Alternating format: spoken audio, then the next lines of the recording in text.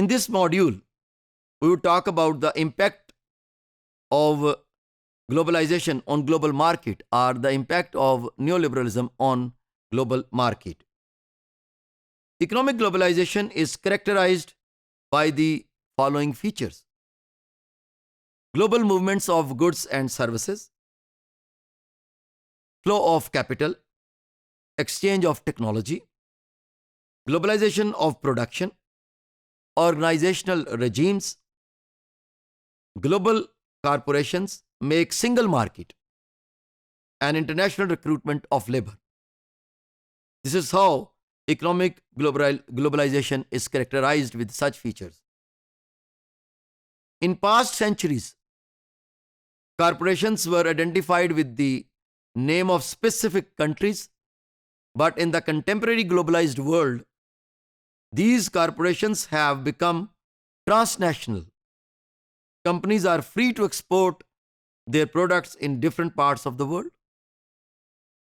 For example, Coca-Cola, Nike, and Shell. And there are many other like Bavarian Motor Works, popularly known as BMW, Honda Motor Cars, and there are many other which are working in different parts of the world.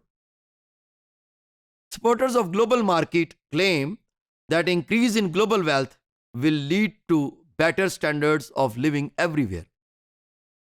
On the other hand, opponents of global market argue that it has widened the gap between the haves and have-nots. Corporations are gaining more power as compared to the nation states. Hence, sovereignty of the state is in question. And there is emergence of a global market. That global market is referred to the convergence in buyers' preferences in the markets of different parts of the world.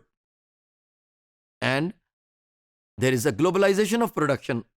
In order to minimize costs and maximize quality of products, production activities are dispersed all around the world. You know, today Audi, Mercedes, and even BMW, their big,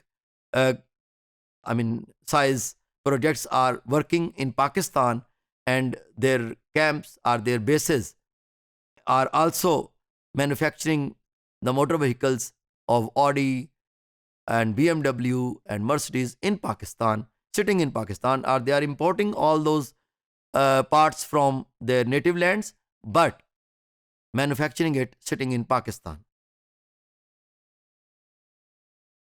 The old national or local economic activities are organized into large-scale global economic activities, which has following implications: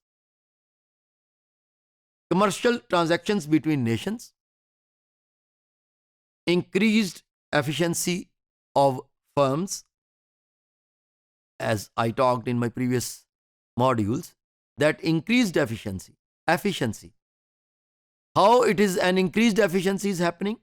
When they have less input in the developing part of the world, but having more output.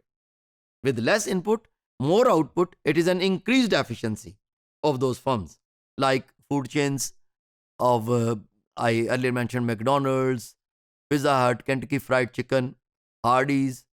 These food chains are earning much better in the developing part of the world as compared to the developed part of the world.